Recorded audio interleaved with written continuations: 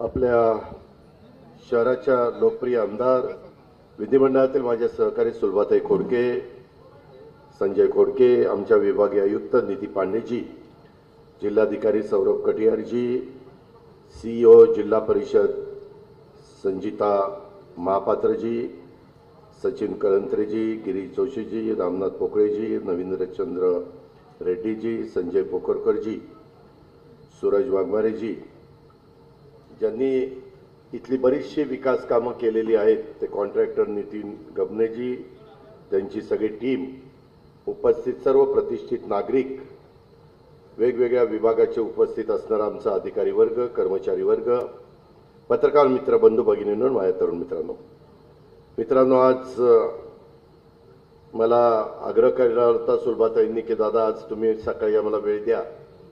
खरं तर आज आमच्या पुणे शहरामध्ये देशाचे पंतप्रधान नरेंद्र मोदी साहेबांच्या शुभ हस्ते मेट्रोचा उद्घाटन होतं, पण हवामान खराब असल्यामुळं नाईलाजास्तव तो कार्यक्रम आम्हाला पुढे ढकलावा लागला. बरेच आमचे 10-11 कार्यक्रम होते, ते दुपारनं होते. आणि सकाळी मी इथं येण्यामागचं कारण हेच होतं की गेल्या 5 वर्षामध्ये सुलभाताईंना तुम्ही सगळ्यांनी निवडून दिलं 5 वर्षाच्या करता. 5 वर्षामध्ये साधारण 2.5 वर्ष त्या सत्तेमध्ये असणाऱ्या आमदार राहिल्या आणि 2.5 वर्ष त्या विरोधी पक्षाच्या आमदार राहिल्या. दुर्दैवाने पहिल्या 2.5 वर्षामध्ये करोनाचा काळ जवळपास 1.25 वर्षाचा गेला. आपल्याला सगळ्यांना माहिती, आपण जरा विसरलो, आपली शॉर्ट मेमरी असते. परंतु मला आठवतंय मी सरकारमध्ये गेलो आणि त्याच्यानंतर काही महिन्यातच उद्धव ठाकरे साहेबांच्या सरकारमध्ये मार्चमध्ये बजेट मी पेश केलं आणि त्याच्यानंतर करोना आला. करोना पहिल्यांदाच भारतात आलेला होता, जगात पहिल्यांदा आलेला होता. अनेकांचे जीव गमावले गेले, अनेक जण जीवाभावाची माणसं आपल्याला सोडून गेली. आम्ही सगळे अधिकारी, मुख्यमंत्र्यांसहित सगळेजण मनापासून काम करत होते, पण त्यामध्ये कधी ऑक्सिजन कमी पडायचा, व्हेंटिलेटर्स कमी पडायचे, बेड्स कमी पडायच्या. आम्ही ॲम्ब्युलन्स घेतल्या, बेड्स वाढवले, व्हेंटिलेटर्स वाढवले, त्याच्यामध्ये वॅक्सिन आणलं.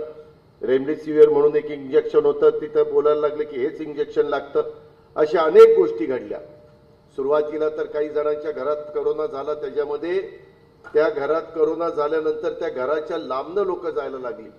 त्या घरातली व्यक्ती पहिल्या टप्प्यात करोनाने मृत्युमुखी पडली तर ते अंत्यविधी करायला कोणी जात नव्हतं. हा काळ देखील आपण सगळ्यांनी बघितला. म्हणून मी तुम्हाला म्हणलो की आपण विसरून जातो, पण तो काळ होता. आणि त्याच्यामुळे मला अर्थमंत्री म्हणून पहिल्यांदा सगळं ठप्प झालेलं होतं, लॉकडाऊन झालेलं होतं, बऱ्याचशा कंपन्या बंद पडलेल्या होत्या, त्याच्यामुळं टॅक्सवर परिणाम झालेला होता. आता तुम्ही जीएसटीची बिल्डिंग बघितली किंवा एक्साईजची बिल्डिंग बघितली, आम्हाला राज्य सरकारला मोठ्या प्रमाणावर महसूल देणारं जर कुठलं रेव्हेन्यू देणारं डिपार्टमेंट आहे तर ते जीएसटी आहे, ते आमचं एक्साईज आहे, ते आमचं त्या ठिकाणी रेव्हेन्यू डिपार्टमेंट आहे. असे साधारण 3 डिपार्टमेंटमध्ये आम्हाला त्याच्यातनं निधी त्या ठिकाणी मिळत असतो. तुम्ही सगळेजण काम करत असतात, त्याच्यात पारदर्शक ठेवायचा प्रयत्न आम्ही करत असतो. पोलीस यंत्रणा, कायदा सुव्यवस्था चांगली ठेवण्याचा प्रयत्न करत असते आणि महाराष्ट्रामध्ये जातीय सलोखा राहावा, विकास व्हावा, प्रत्येकाचे प्रश्न त्या ठिकाणी सुटावेत. कारण मुख्यमंत्री नेहमी सांगतात हे सर्वसामान्यांचं सरकार आहे, ते कृतीतनं देखील तसं दिसलं पाहिजे. अशा पद्धतीचं काम प्रशासनातल्या आमच्या सगळ्या सहकाऱ्यांनी त्या ठिकाणी केलं पाहिजे, हा माझा कटाक्षाने प्रयत्न असतो. आज इथं येत असताना जवळपास 1420 कोटी रुपयाची 10 ते 11 कामाची भूमिपूजन उद्घाटनं आपल्या सर्वांच्या साक्षीनं झाली असं मी जाहीर करतो.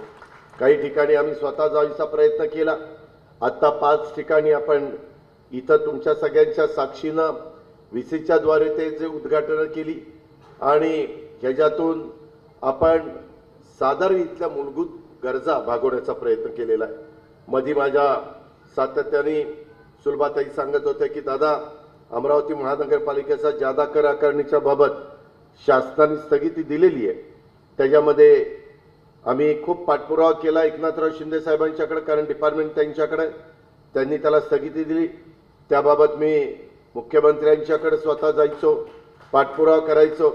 तथापि आपल्या महानगरपालिकेने कर आकारणी सॉफ्टवेअरमध्ये अद्याप दुरुस्ती झाली नसल्यामुळे जुन्याच दराने आकारणी बिले सुरू नाही आहेत. त्याचा उल्लेख पण आता आमच्या सुलभाताईंनी केला. आयुक्तांना मला सांगायचंय, सचिनजींना, की बाबा आपण त्याच्यामध्ये लोकांचे प्रश्न सोडवत असताना आमचं सॉफ्टवेअर जुन्या प्रकारचं नाहीये, नवीन प्रकारचं आहे. त्याच्यात आता इतकी टेक्नॉलॉजी बदललेली आहे, आपण त्याच्यात दुरुस्ती करायला फार काही वेळ लागणार आहे अशातला भाग नाही. मी पुन्हा ऑक्टोबर महिन्यामध्ये अमरावतीला येणार आहे. त्यावेळेस मला माझ्या सचिन कळंतऱ्यांना सांगायचंय की कुठल्याही परिस्थितीत पुढच्या वेळेस यायच्या आधी तुम्ही आपल्या सदरची कारवाई जे काही सॉफ्टवेअरमध्ये आपल्याला काही दुरुस्ती करायची ती दुरुस्ती करून घ्या आणि आमच्या अमरावतीकरांना जुन्या दरांनीच त्यांची बिलं जातील अशा पद्धतीनं त्या ठिकाणी निर्णय घेऊन आपण मोकळं व्हा. त्याच्यात काही अडचण असेल तुमच्या स्तरावर तर मला सांगा, मी ती मंत्रालयामध्ये बसून ती दूर करण्याचं निश्चितपणे काम करेल. आज तसं बघितलं तर आज अमरावतीमध्ये येत असताना मला मनापासूनचं समाधान आहे. अलीकडे मी अनेकदा अमरावतीमध्ये वेगवेगळ्या कामाच्या निमित्तानं आलेलो आहे. मला अमरावतीकरांना हे पण सांगायचं आहे, पुन्हा 5 तारखेला आपल्या अमरावती परिसरामध्ये पोहरादेवीला देशाचे पंतप्रधान त्या ठिकाणी येत आहेत. तिथं अतिशय चांगल्या पद्धतीनं तिथला जीर्णोद्धार केला आहे, नगारा म्युझियम केलेलं आहे आणि ती 5 तारीख ऑक्टोबरची पंतप्रधानांनी दिलेली आहे. तसंच राज्यपाल महोदय देखील आपल्या अमरावती शहरामध्ये येत आहेत 3 तारखेला. ते पण काहींना भेटणार आहे आणि काही अधिकाऱ्यांच्या बरोबर ते चर्चा देखील करणार आहेत. अशा पद्धतीनं महत्त्वाची 2 व्यक्ती, महत्त्वाचे 2 प्रमुख हे आपल्या अमरावतीच्या परिसरामध्ये जिल्ह्यामध्ये येत आहेत. याची पण नोंद आपण सगळ्यांनी ह्या निमित्तानं घ्यावी. आज कौंडण्यपूरची माता रुक्मिणी, सालबर्डीचं भगवान शिव, वेदपूरचे हनुमानजी यांना मी सुरुवातीला वंदन करतो. संत तुकडोजी महाराज, संत गाडगेबाबा, संत गुलाबराव महाराज चक्रधर स्वामी आणि मुसळखेड्याचे संत यशवंत महाराज यांना देखील मी अभिवादन करतो. आपण नेहमी म्हणतो की महाराष्ट्र ही साधू संतांची भूमी आहे आणि वारकरी संप्रदाय, साधू संतांचा विचार, साधू संतांच्या त्या विचारांनी आपण पुढे गेलो तर आपलं सगळ्यांचंच भलं होणार आहे, कल्याण होणार आहे. पण कधी कधी काही जण वाचाळवीर असं काही बोलून जातात की त्याच्यातनं कारण नसताना नवीन प्रश्न निर्माण होतात. प्रशासनाला पण आमच्या अडचणी येतात, त्याच्यामध्ये कारण नसताना गैरसमज निर्माण होतात आणि त्याच्यातून जातीय सलोखा हा अडचणीमध्ये येतो. वास्तविक कुणी पण जातीमध्ये धर्मामध्ये तेढ निर्माण करण्याचं काम करू नये. कुठल्याही जातीनं, पंथानी, धर्मानी, कुठल्याही गुरूंनी असं सांगितलं नाही. उलट प्रत्येकाने प्रत्येकाचा आदर केला पाहिजे. ही शिवाजी महाराजांच्या पासून परंपरा चालत आलेली आहे. परंतु त्याला कुठेतरी गालबोट लावण्याचं काम काही जण करतात आणि मग त्याचं कारण नसताना सगळ्यांना त्याची किंमत त्या ठिकाणी मोजावी लागते. त्यामुळं ह्या गोष्टी थांबल्या पाहिजेत. आपलं महायुतीचं सरकार आहे. शिवशाहू फुले आंबेडकरांच्या विचारधारेने आम्ही त्यांना आदर्श मानून त्या ठिकाणी काम करतोय. महाराष्ट्राच्या पुरोगामी, सुधारणावादी, विज्ञानवादी विचारांचा वारसा हा आम्ही सगळेजण पुढे नेतोय. मी सुरुवातीलाच आपल्या सर्वांचा आराध्य दैवत छत्रपती शिवाजी महाराजांनी विज्ञानवादी, समाजसुधारक महात्मा फुले यांना त्या ठिकाणी अभिवादन करतो. या सगळ्या महापुरुषांनी, शिवाय राजमाता जिजाऊ, क्रांतीज्योती सावित्रीबाई फुले, त्याच्यामध्ये रमाई माता, त्याच्यामध्ये पुण्यश्लोक अहिल्यादेवी होळकर, ह्या सगळ्यांनी त्या काळामध्ये देखील जो काही विचार मांडला तो विचार आज आपण 21व्या शतकामधनं जात असताना देखील किती महत्वाचा आहे हे पावली आपल्याला सगळ्यांना जाणवत असतं. विज्ञान पुढे चाललंय. इन्फॉर्मेशन टेक्नॉलॉजी, बायोटेक्नॉलॉजी, अनेक वेगवेगळ्या प्रकारचं रिसर्च होतोय. अनेक वेगवेगळ्या प्रकारे गोष्टी पुढे येत आहेत. त्याच्यामध्ये मधी तुम्ही किती लोकांनी वाचलं मला माहित नाही, तो आता रोबोट निघालेला आहे. माणसाचं काम ते रोबोटच सगळं करत असतो. परंतु कधी माझ्या स्वप्नात नव्हतं की रोबोट देखील आत्महत्या करेल, खुदकुशी करेल. परंतु मध्ये एक केस आली, रोबोटनीच आत्महत्या केली. म्हणजे आता माणसं करतो ते आपण बघतो, काही कशात त्यांचा मनासारखं नाही झालं की परंतु आता ते यंत्र पण आत्महत्या करायला लागले, इथपर्यंत ती आत्महत्या पोहोचलेली आहे. वास्तविक आत्महत्या करण्यापर्यंतचा विचार कुणीही करू नये. आम्ही पण राज्यकर्ते म्हणून काम करत असताना हाच विचार करतो, समाजातल्या गरीब वर्गाला आम्हाला कशी मदत करता येईल, त्याला आम्हाला पुढे कसं आणता येईल, त्याला येणाऱ्या अडचणी आम्हाला दूर कशा करता येईल. आणि त्याच्यातनंच कालचा 10व्यांदा अर्थसंकल्प मी देत असताना अनेक महत्त्वाच्या गोष्टी, मग त्याच्यामध्ये मुख्यमंत्री माझी लाडकी योजना असेल, त्याच्यामध्ये आमच्या गरिबांच्या मुलींना फ्री शिक्षण कॉलेजची ती योजना असेल, आमचे 10वी 12वीच्या नंतर मुला मुलींना स्टायपन द्यायचा, प्रशिक्षणार्थींना वेतन द्यायचं, ते 6,000 8,000 10,000ची स्कीम असेल. अशा प्रकारच्या अनेक गोष्टी, मोफत वीज माझ्या शेतकऱ्यांना देण्याचा निर्णय असेल, तसंच माझ्या दूध उत्पादक शेतकऱ्यांना आता 5 रुपयाचं अनुदान 7 रुपये करण्याचा निर्णय असेल, किंवा वर्षाला 3 गॅस सिलेंडर आमच्या 52 लाख कुटुंबियांना फ्री देण्याचा निर्णय असेल. अशा कितीतरी गोष्टी, किंवा लखपती दिदीचाही कार्यक्रम मध्ये पंतप्रधानांच्या शुभ हस्ते झालेला आपण सगळ्यांनी बघितला महाराष्ट्रामध्ये. अशा अनेक चांगल्या योजना आम्ही समाजाच्या करता त्या ठिकाणी राबवतोय.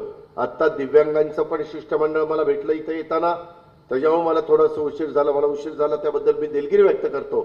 पण येत असताना अनेक घटक भेटत असतात, अनेक अडचणी सांगत असतात, अनेक समस्या त्यांच्या पुढे उभ्या राहिलेल्या असतात, आणि त्यांना असं वाटतं की सरकारने आमच्या समस्या सोडवल्या पाहिजेत, आमच्या अडचणी दूर केल्या पाहिजेत. हे शेवटी प्रत्येकाचं काम आहे, आणि त्या पद्धतीनं मुख्यमंत्री, दोन्ही उपमुख्यमंत्री, मंत्रिमंडळातले सगळे आम्ही सहकारी त्याच्यामध्ये लक्ष घालत असतो. आज पुन्हा पत्रकार मित्रांनो एक नोंद घ्या, नाहीतर आज सुलभाताई खोडकेंच्या 1420 कोटी रुपयाच्या कामांची उद्घाटन, भूमिपूजन, पण एकटे अजित पवारच आले, पालकमंत्री आले नाही, अमुक झालं नाही.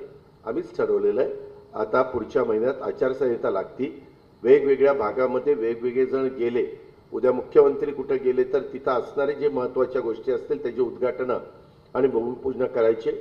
आज पंतप्रधान पण एका ठिकाणून तिथं रिमोटद्वारे अनेक प्रकारचे उद्घाटन भूमिपूजन करतात. आज आम्ही पुण्यामध्ये देखील SP कॉलेज ग्राउंडला 10 भूमिपूजन उद्घाटन पंतप्रधानांच्या शुभ हस्ते ठेवलेली होती. सांगायचं तात्पर्य की इमारती झालेल्या, कामं झालेली आहेत, काही कामं पाईपलाईनमध्ये आहेत, काही कामं सुरू करायची आहेत, त्याची टेंडर झालेली आहेत, त्याचे भूमिपूजन झालं की कामाला गती येते. ह्या दृष्टिकोनातनं ही सगळी कामं करण्याचा प्रयत्न आम्ही त्या बाबतीमध्ये केलेला आहे. आणि त्याच्यावरच अमरावतीकरांच्यासाठी आजचा दिवस खऱ्या अर्थाने आनंदाचा आणि एक उत्साहाचा दिवस आहे. आपल्या लोकप्रिय आमदार सुलभाताईंनी जो काही प्रयत्न केला, जे काही सातत्याने पाठपुरावा केला, त्यामुळे ही कामं झालेली आहेत. आणि 1420 कोटी रुपयाची कामं आज होत आहेत. त्याच्यामध्ये तुमच्या अमृत 2 अंतर्गत अमरावती वाढीव पाणी पुरवठा योजना, तुमच्या इथं धरणामध्ये पाणी आहे, परंतु ते पाणी वेळेमध्ये इथं येण्याच्या करता जी व्यवस्था पाहिजे, 30 वर्षापूर्वीची पाईपलाईन त्याच्यामध्ये आउटडेटेड झालेली होती, खराब झालेली होती, तिथं नवीन पाईपलाईन टाकायची गरज होती. अजून अमरावती शहर झपाट्याने वाढतंय, त्याच्यामुळे आणखीन काही टाक्या उंच करण्याची गरज होती. काही ठिकाणी अजून तिथं नवीन पाण्याच्या संदर्भातले स्टेशन निर्माण करण्याचं गरज होती. आणि या सगळ्या गोष्टी आता 865 कोटी रुपयाच्या ह्या कामामध्ये आम्ही घेतलेल्या आहेत. आणि या संदर्भामध्ये उच्चतर आमची हाय पॉवर कमिटी आहे, त्यावेळेसचे मुख्य सचिव मनोज सौनिक यांना मी म्हणजे माझ्या दालनामध्ये बोलून हे काम ताबडतोब आपण शिफारस करून केंद्र सरकारकडे पाठवा, अशा प्रकारच्या सूचना सुलभाताईंच्या आग्रहामुळे मी दिलेल्या होत्या. आणि 5 जुलै 2023ला आमची हाय पॉवर कमिटीची मीटिंग झाली आणि याला मान्यता देऊन ते केंद्राकडे पाठवलं. आणि त्याच्यानंतर 3 सप्टेंबर 2024ला त्याच्यामध्ये आमचे नगरविकास नंबर 2 गोविंदराज त्याचे अध्यक्ष आहेत, त्यांनी त्याच्यामध्ये सिंबोरा हेडवर्क्स ते नेरपिंगळाई संतुलित टाकीपर्यंत, पुढे तपोवन शुद्धीकरण केंद्रापर्यंत, अमरावतीपर्यंत मृदू पोलादी जलवाहिनी अंतरण्याच्या कामाला आपण त्या ठिकाणी सुरुवात केलेली. अशा पद्धतीनं ही कामं आपण मार्गी लावली. सारथीच्या बद्दल पण 500 मुला मुलींचं हॉस्पिटल, वसतिगृह मी चुकून हॉस्पिटल बोललो, वसतिगृह हॉस्टेल. आज मुलं मुली शिकावीत म्हणून वेगवेगळ्या घटकांच्या करता आम्ही मोठ्या प्रमाणावर हॉस्टेलचा कार्यक्रम हातामध्ये घेतलाय. फार चांगल्या पद्धतीनं इमारती करताना माझ्या अमरावती शहराच्या वैभवामध्ये भर पडली पाहिजे आणि त्याचा उपयोग तिथं काम करणाऱ्या माझ्या अधिकाऱ्यांना, कर्मचाऱ्यांना, तिथं येणाऱ्या अडीअडचणी सोडवणाऱ्या नागरिकांना, किंवा हॉस्टेल असेल तर तिथल्या माझ्या विद्यार्थींना, किंवा आमचं हॉस्पिटल असेल तर तिथं जाणाऱ्या पेशंटला आणि त्या पेशंटवर उपचार करणारे डॉक्टर, त्याच्यामध्ये पॅरामेडिकल स्टाफ, त्याच्यामध्ये नर्सेस, ह्या सगळ्यांना त्याचा उपयोग झाला पाहिजे. ह्या पद्धतीनं कटाक्षाने आम्ही पुढे चाललोय. तुम्ही बघा, प्रत्येक इमारत ही फार विचारपूर्वक उद्याची 50 वर्ष डोळ्यासमोर ठेवून आम्ही त्याचं नियोजन करत असतो. 250 कोटी रुपये ह्या अमरावती विभागामध्ये आपण ह्या मुलामुलींना उत्तम अशा प्रकारचं हॉस्टेल असावं. मी आता भूमिपूजन करत असताना सीईंनी सांगितलं की दादा ह्याच्यामध्ये 300 मुलांचं ऑडिटोरियम आहे. मी लगेच तिथं फोन करून सांगितलं, सारथी माझ्याच नियोजनच्या अंडर येतं की 300च्या ऐवजी ते 500चं करा आणि उद्याच्याला सगळी 500 मुलं आली तर त्यांना बसायला 500 मुलं ठेवायची आणि खुर्च्या मात्र 300 ठेवायच्या. बाकीच्यांना 200ला काय उभं करायचं का खाली बसवायचं? काहीतरी करताना लॉंग टर्मचा विचार करून केलं पाहिजे आणि म्हणून लगेच आम्ही त्याच्यामध्ये बदल केलाय आणि ते 500चं सीई ते ताबडतोब त्या पद्धतीनं ते करा आणि माझ्या प्रायव्हेट सेक्रेटरीला सांगायचं ते लक्षात घ्या आणि मुंबईला गेल्या संबंधितांना सांगून त्याची कारवाई त्या ठिकाणी करा. अशा पद्धतीनं काही कॉस्ट वाढेल पण ती कॉस्ट देण्याचं काम आम्ही करू. ह्या पद्धतीनं हे हॉस्टेल होईल. त्याच्यामध्ये अभ्यासिका पण आहे आणि बाकीच्या पण ज्या गोष्टी विद्यार्थ्यांना तिथं गरजेच्या आहेत त्या सगळ्याचा अंतर्भाव आपण केलेला आहे. अटॅच बाथ WC आहे ना, प्रत्येक रूमला 3 विद्यार्थी, 4 विद्यार्थ्यांना मी मागे सांगितलेलं होतं की एक सेपरेट कमोड म्हणजे टॉयलेट, एक सेपरेट शॉवर एरिया आणि तुमचं वॉश बेसिन, म्हणजे एका वेळेस 3 मुलं किंवा 3 मुली वेगवेगळं काम करतील. नाही तर एकातच आपण अटॅच बाथ WC केलं तर मग तो सगळं आतनं येईपर्यंत सगळे बाहेर थांबतात. हॉस्टेलला नेहमी मी आता सांगितलं तसंच झालं पाहिजे आणि नितीन गबानेनी पण तशा पद्धतीनं लक्ष द्यावं. त्याचबरोबर आपण त्याच्यामध्ये जागा पण सुंदर मिळाली. पहिल्यांदा काहीतरी वेगळ्या ठिकाणची जागा चाललेली होती पण आता जागा हार्ट ऑफ दी सिटीमध्ये मिळाली. मुलांना मुलींना हॉस्टेलमध्ये सेफ ठेवून त्यांना त्यांच्या कॉलेजला जायचं असेल, कुठं काही अभ्यासिका असेल किंवा काही आणखीन त्यांचं ज्ञान संपादन करण्याच्या करता जे लागतं ते करण्याचा त्यांचा उपयोग होणार आहे. लालखडी अकोली रेल्वे लाईन उड्डाणपूल तो 115 कोटीचा, त्याच्यामध्ये पण आपल्या अमरावती शहरामध्ये वाहतुकीचं कारण नसताना काही लोकांना बाहेरच्या बाहेर जायचं असतं, त्यांना शहरातनं जावं लागतं, प्रदूषण वाढतं, शहरामध्ये कोंडी होती वाहतुकीची, ती दूर करण्याच्या करता हा प्रयत्न आहे. आणि 4 लेन तिथं आम्ही करतोय. काही ठिकाणी जरा 2 लेन झालाय परंतु पुढं मला सुलभाताई मगाशी तिथं म्हणाले की भूमिपूजन करता दादा पुढच्या काही भागात आणि मागच्या काही भागात किती किलोमीटर तुम्हाला 4 लेन पाहिजे? 6 किलोमीटर. तर ते आम्ही करू म्हणजे थ्रूआउट आपला 4 लेन त्या बाबतीमध्ये होईल. ते पण आम्ही करू. माझा नेहमी प्रयत्न असतो तिथे गेल्यानंतर नुसतं भूमिपूजन टिकाव टाकायचा, नारळ फोडायचा नाही. काय आहे, कसं आहे, आपलं जे माहिती आहे त्याच्यात काही दुरुस्ती करायची का, त्याच्यामुळे आज मी त्या 4 लेनला लगेच मान्यता दिली आणि 300चं 500 करायला मान्यता दिली. कारण ह्या गोष्टी सारख्या होत नसतात. राहिलं की राहिलं. त्याकरता मला अधिकाऱ्यांनाही सूचना करायच्यात आणि लोकप्रतिनिधींनाही सूचना करायच्यात. अशा काही गोष्टी असल्या तर त्या लक्षात आणून द्या. त्या समाजाच्या भल्याच्या असतील, तिथल्या भावी पिढीच्या फायद्याच्या असतील तर ते करण्याच्या करता मी किंवा आमचं सरकार कुठं कमी पडणार नाही हा पण विश्वास मी तुम्हाला देतो. त्याच पद्धतीनं नायरा पेट्रोल पंप ते सांगापूर पर्यंत 15 कोटीचं काम हे आपण त्याचं केलेलं आहे. ते पण आपण चांगल्या पद्धतीनं करायचं हे ठरवलेलं आहे आणि तिथं पण सुरक्षित वाहतूक आणि अपघात विरहित अशा प्रकारे मार्गाला चालना त्याच्यातनं मिळणार आहे. आणि ग्रामीण भागातून शहरात येणाऱ्या शेतकऱ्यांना सुद्धा ह्या मुळात चांगल्या प्रकारची सोय होणार आहे.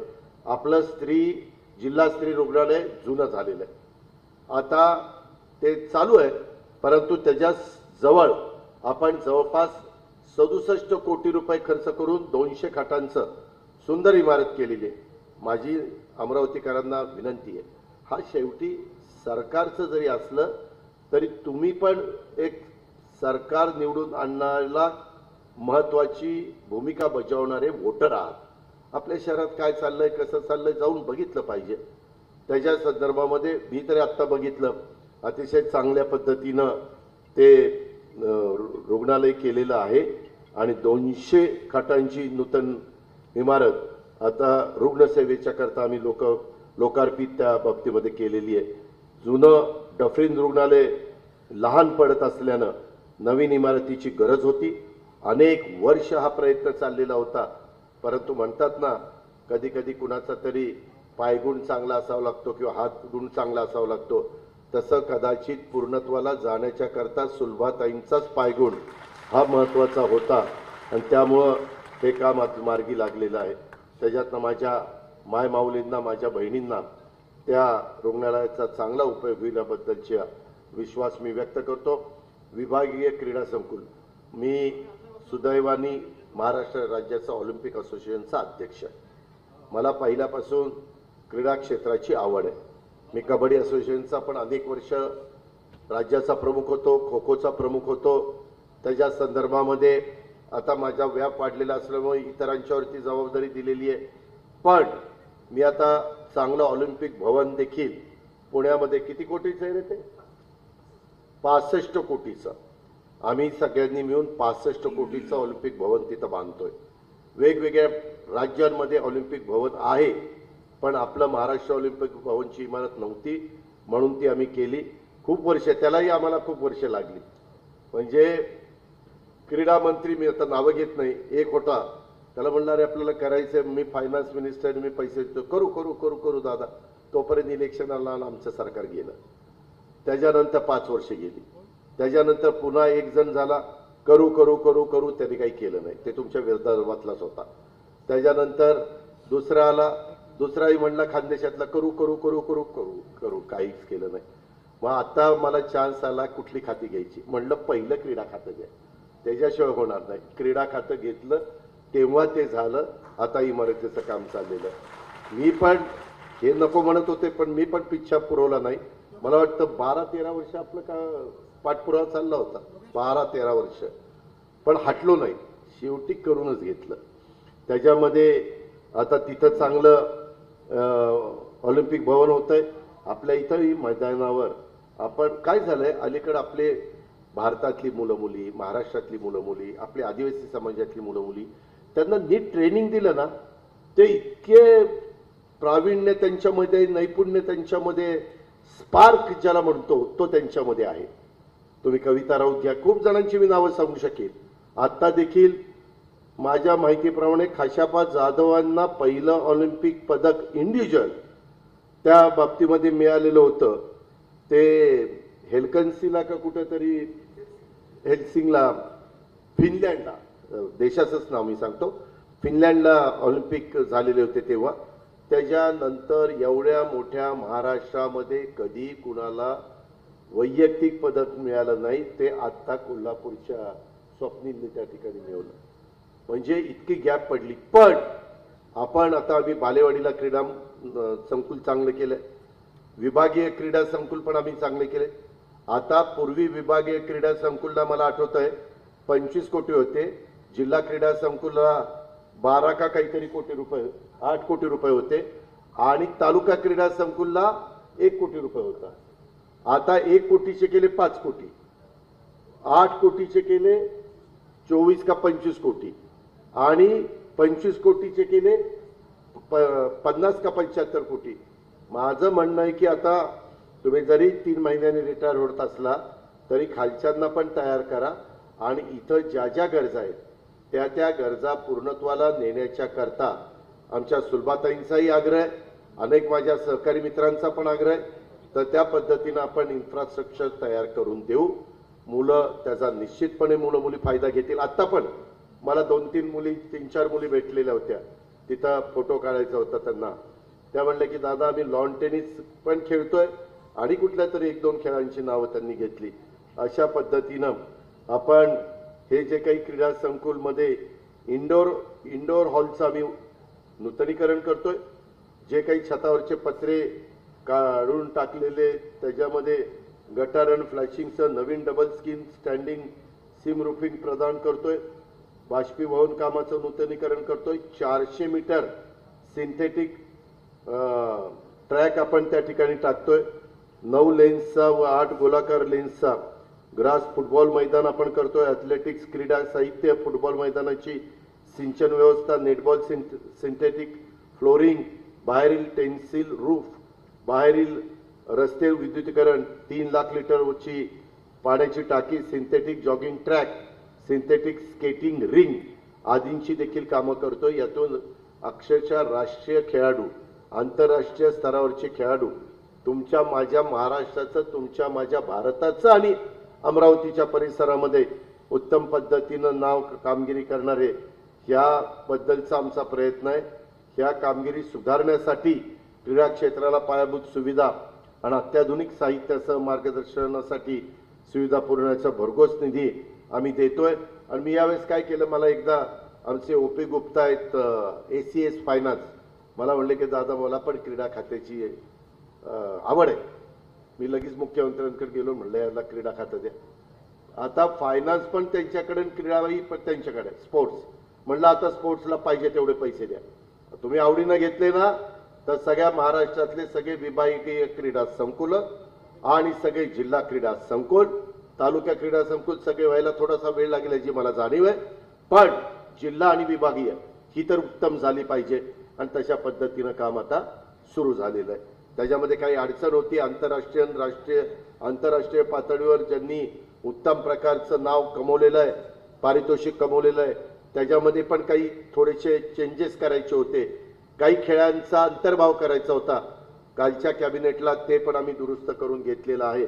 त्याच्यामुळं जर तुमच्या आमच्या घरातली मुलं खेळाच्या बाबतीमध्ये प्रावीण्य दाखवत असतील आणि उद्या अभ्यासाकडे दुर्लक्ष होत असेल आणि खेळात त्यांनी चांगलं यश मिळवलं तर त्यांना देखील अतिशय चांगल्या प्रकारे नोकरी, म्हणजे उत्तम पद्धतीनं खेळ आणि आंतरराष्ट्रीय दर्जाचं गोल्ड मेडल त्यांनी मिळवलं तर त्यांना क्लास 1ची पण नोकरी आम्ही देतोय. अशा पद्धतीनं निर्णय घेतलाय.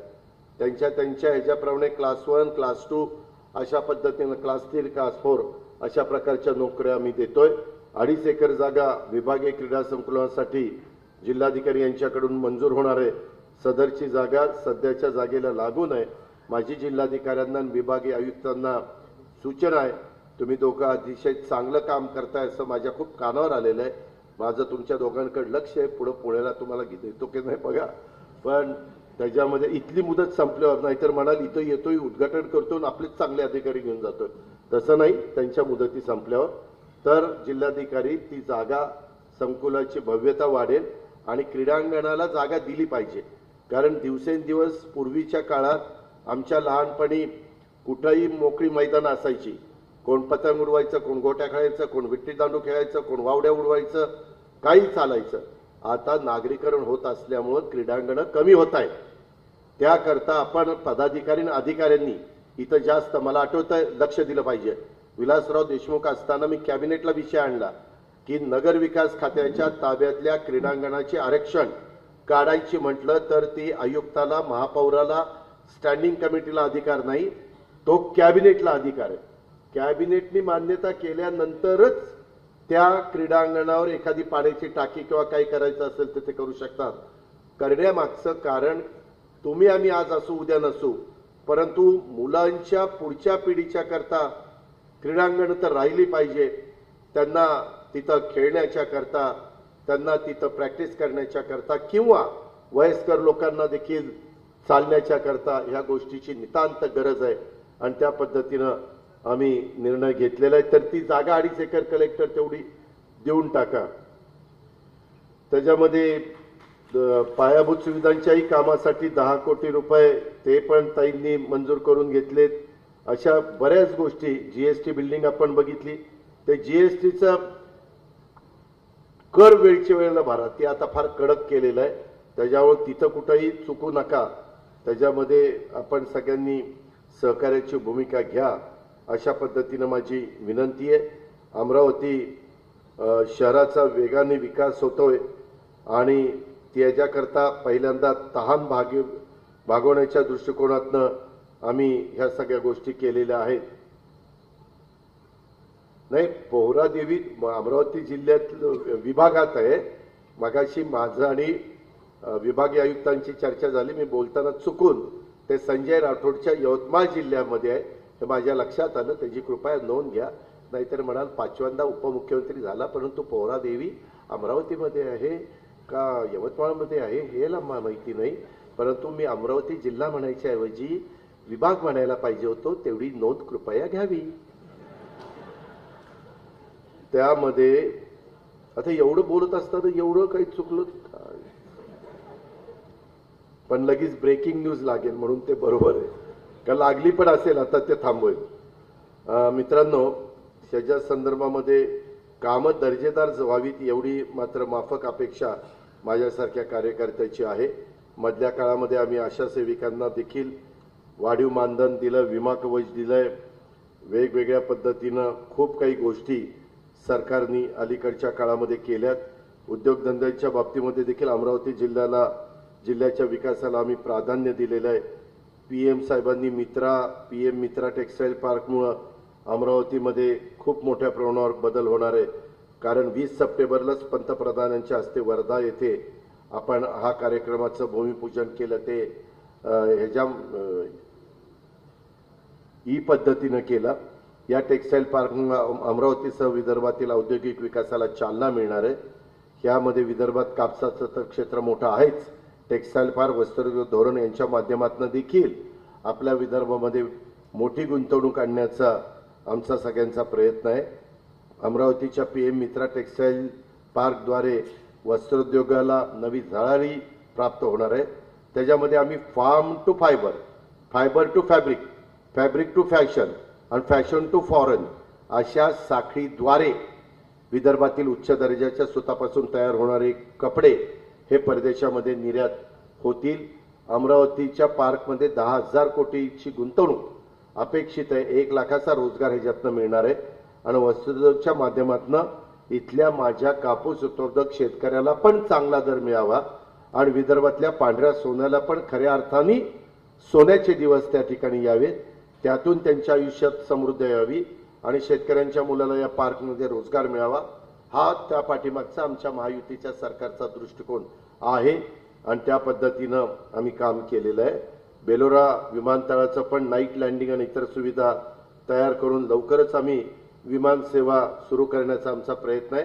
रोज विमान सेवा होणार नाही, परंतु आठवड्यातले काही दिवस पहिल्या टप्प्यामध्ये करण्याचा आमचा प्रयत्न आहे. आम्ही अनेक ठिकाणी नाशिकला केलं, कोल्हापूरला केलंय, पुण्याला तर आहेच, औरंगाबादला आहेच, नागपूरला आहेच, मुंबईला आहेच, आता नव्या मुंबईत लवकरच सुरू होईल. तशा पद्धतीनं आम्हाला विभागाच्याही ठिकाणी, विभागात पुणे विभाग झाला, नाशिक विभाग झाला, तुमचा नागपूर विभाग झाला, तुमचा संभाजीनगर विभाग झाला, आपलाच विभाग राहिलेला होता तो आता ह्या निमित्तानं आपल्याला विभागीय आयुक्त आणि कलेक्टर त्या फॉरेस्टच्या अधिकाऱ्याला सांगून आपण कंपाऊंड टाकलंय, आपण जागा वाढवली, सगळं काही केलंय. पण मला आज सांगण्यात आलं की दादा कंपाऊंड केलंय आणि आत हरणं आणि त्या नीलगाई आतच राहिल्या, त्या बाहेर काढल्याच नाही, त्या आता बाहेर काढा. त्या कंपाऊंड म्हणजे त्यांना सुरक्षित चरायला उपयोग झालेला आहे. ते फॉरेस्टला, मला त्या फॉरेस्टच्या अधिकाऱ्याला जेवताना माझी गाठ घालून द्या, मी त्याला सांगतो आणि ते आपल्याला लवकर करावं लागेल.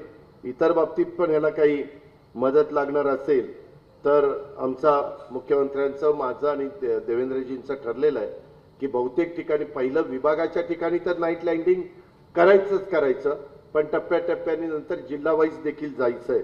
आपलं विभागाचं आहे त्यामुळे आपण त्याला अधिक प्राधान्य द्यायचं ठरवलेलं आहे, ते पण होईल. रिद्धपूर येथे मराठी भाषा विद्यापीठ आपण साकारतोय, ते आपल्या अमरावती जिल्ह्यात मोर्शी तालुक्यामध्ये आहे. त्याचबरोबर आम्ही मधी चक्रधर स्वामींच्या 8 शताब्दी जन्मोत्सव वर्षानिमित्त देखील भरीव अशा प्रकारची तरतूद केली। संत गुलाबराव महाराज तीर्थक्षेत्र विकासासाठी पहिल्या टप्प्याला आम्ही 25 कोटी रुपयाचा निधी याला शिखर समितीने मान्यता दिली आहे आणि संत गाडगेबाबा यांची कर्मभूमी आणि निर्वाणभूमी विकास आराखड्याला देखील आम्ही 37 कोटी रुपये विकास आराखडा मंजुरी त्या बाबतीमध्ये दिलेली आहे। मोजरी विकास आराखड्याला पण 125 कोटी रुपयाचा निधी आम्ही त्या बाबतीमध्ये दिलेला आहे आणि अ वर्ग क्षेत्राचा पण दर्जा तिथं आम्ही विशेष बाब म्हणून दिलेला आहे। त्याचबरोबर अत्याधुनिक संत्रा प्रक्रिया प्रकल्पाला पण वरुण मोर्शी भागामध्ये आम्ही त्याच्यामध्ये विदर्भ ॲग्रो विजन प्रोड्युसर कंपनीला मान्यता दिलेली आहे।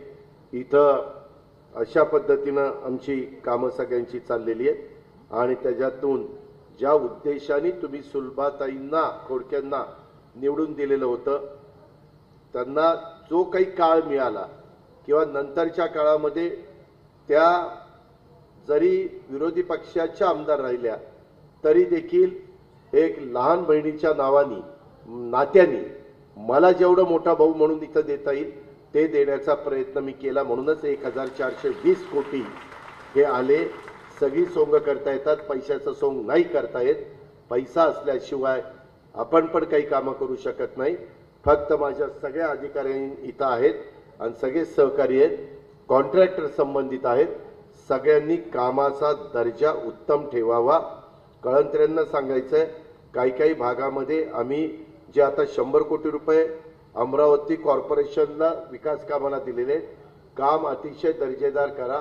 महाराष्ट्रात जिथं कॉर्पोरेशन किंवा अ वर्ग नगरपालिकांनी चांगली कामं केली वाटल्यास तिथल्या चीफ ऑफिसरला किंवा तिथल्या आयुक्ताला सांगून त्यातली एखादी फिल्म किंवा त्याला माहिती फोटो सह पाठवायला सांगा आणि ह्याच्यातून माझ्या अमरावतीकरांना पण वाटलं पाहिजे की खरोखरीच हे काम महायुतीच्या सरकारने किंवा आमच्या लोकप्रतिनिधींनी आमच्या कॉर्पोरेशननी चांगलं केलंय। तुम्ही मगाशी ते वडली लेक त्याचं ब्युटिफिकेशनचं आणि गार्डनचं काम दाखवलं। त्याच्यामध्ये ते चांगलं झालं तर तिथं बोटिंग वगैरे पण करता येईल आणि त्याच्यातून एक नवीन स्पॉट माझ्या अमरावतीकरांच्या करता निर्माण होणार आहे। हे पण ह्या निमित्तानं ध्यानामध्ये ठेवा। मजिप्राचं इथं कुणी आहे का? मजिप्राचं मगाशी चीफ इंजिनियर होते, इथं आलेत का? त्याच्यामध्ये मला एकच सांगायचं, मी जिथं भूमिपूजनाला गेलो होतो सुलभाताई, माझी तुम्हाला विनंती आहे, तुम्ही बहुतेक जण चीफ इंजिनियर आहात, तुम्ही बहुतेक जण विभागीय आयुक्त आहेत, कमिशनर आहात, कलेक्टर आहात, आपला तरी परिसर स्वच्छ ठेवण्याच्या करता प्रयत्न करा ना। माझं कलेक्टर तुम्हाला सूचना आहे, तुम्हाला जो डीपीसीचा निधी दिला त्याच्यातला काही नाविन्यपूर्ण मधनं तुम्हाला तिथला परिसर स्वच्छ आणि चांगला ठेवण्याच्या करता कुठंच निधी नसेल तर तो तुम्ही खर्च करा, कुणी तुम्हाला विचारणार नाही। प्लॅनिंग मिनिस्टर म्हणून तुम्हाला विशेष बाब म्हणून मी मान्यता देतो, पण काही एवढ्या चांगल्या बाबी आहेत पण निव्वळ मेंटेनन्स नीट नाही झाला, दुर्लक्ष तिथं झालं। त्याच्यावर झाडं कशी तरी वाढलेली आहेत, काहीतरी तिथं गवत वाढलेलं आहे, काहीतरी तिथं नीटपणे लोकांना फिरता येत नाही, अशा गोष्टी नसाव्यात। काही यांचाही स्पॉट आहे तिथं पण चांगल्या पद्धतीने लोकांना सकाळी जर फिरायचं म्हटलं तर फिरता येईल, अशा पद्धतीनं पण ट्रॅक वगैरे करता येऊ शकतो। तर शेवटी सरकारच्या जागा आहेत, सरकार म्हणजेच जनता, जनता म्हणजेच सरकार, तर त्या गोष्टीचा कटाक्षाने उपयोग करून घ्यावा अशा प्रकारची माझी त्यांनाही विनंती आहे। आणि आम्ही मुख्यमंत्री माझी लाडकी बहीण योजना आणली, पिंक ई रिक्षा योजना आणलेली आहे, मुख्यमंत्री अन्नपूर्णा म्हणजे 3 गॅस सिलेंडर मोफतची योजना आणली, बरेचच्या वीज सवलत योजना आणली, सौर ऊर्जा पंप आता महाराष्ट्रात इथून पुढे देण्याचा निर्णय आम्ही घेतलेला आहे। 8.5 लाख पंप आता शेतकऱ्यांना आम्ही टप्प्याटप्प्यामध्ये देणार आहे।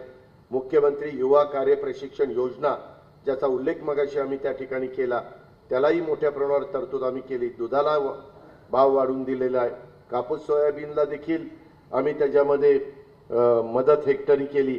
1 रुपयात पीक विमा ती योजना आम्ही आणली, नमो शेतकरी सन्मान योजना आहे, महात्मा फुले जनआरोग्य योजना आहे, वारकरी दिंड्यांना आम्ही अनुदान यावेळेस दिलं, मुख्यमंत्री तीर्थदर्शन योजना आहे, वयोश्री योजना आहे आणि बार्टी, सारथी, महाज्योती, अमृत, आरटी, मार्टी अशा अनेक वेगवेगळ्या संस्था आम्ही निर्माण केलेल्या आहेत की त्या घटकाला देखील त्या संस्थांच्या माध्यमातून मदत व्हावी, हा आमचा त्याच्या पाठीमागचा दृष्टिकोन आहे. आम्ही अनेक मागण्या लोक करत असतात. आम्ही यावेळी पोलीस पाटलाचं मानधन 6,500चं 15,000 केलं, कोतवालाचं 7,500चं 15,000 केलं, आशा सेविकेचं 5,000चं 10,000 केलं, गटप्रवर्तकाचं 1,000च वाढलेलं आहे, त्याच्यात पण आम्ही वाढ करण्याचा आमचा विचार आहे. माझ्या अंगणवाडी सेविकेचं 8,300चं 10,000 केलं, सरपंचाचं 3चं 6 केलं, 4,000 रुपये मानधन होतं त्याला 8,000 केलं, 5,000 रुपये मानधन होतं त्याला 10,000 रुपये केलं, उपसरपंचांना पण दुप्पट अशा प्रकारचं मानधन केलं. अशा प्रकारे ज्या ज्या गोष्टी सरकारनी करणं गरजेचं होतं आणि त्या घटकाला न्याय देण्याची भूमिका होती ते देण्याचं काम ह्या महायुतीच्या सरकारने केलेलं आहे. लवकरच आचारसंहिता पुढच्या महिन्यामध्ये लागेल आणि त्यामुळे आज इथं येऊन सुलभाताईंच्या पाठपुराव्यामुळे, त्यांच्या प्रयत्नामुळे जी काही माझ्या अमरावती विधानसभा मतदारसंघातल्या विविध विकास कामं झालेली आहेत त्याची उद्घाटनं आणि जी करायची त्याची भूमिपूजनं आज आपल्या सर्वांच्या साक्षीने झाली असं जाहीर करतो. आणि पुन्हा एकदा जर उद्याच्याला सुलभाताईंना उमेदवारी मिळाली तर आपण सगळ्यांनी आशीर्वाद द्यावे, आपण सगळ्यांनी त्यांना पाठिंबा द्यावा अशा प्रकारची विनंती करतो आणि आपली रजा घेतो. जय हिंद, जय महाराष्ट्र. एबीपी माझा, उघडा डोळे बघा नीट.